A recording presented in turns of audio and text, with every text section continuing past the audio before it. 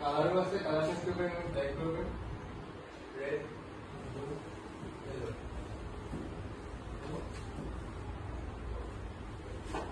আৰু এই সুবত থকা সিম্বল বুজি পাইছে কি বাৰু কি হ'ব বাৰু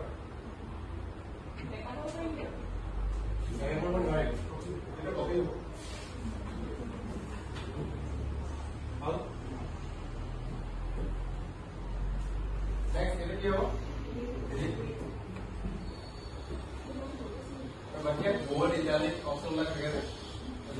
যে আন্ডারলাইন অন হৈ আছে দেখিছে হেখন লগ কি আহিছে যদি অফ কৰি দিলে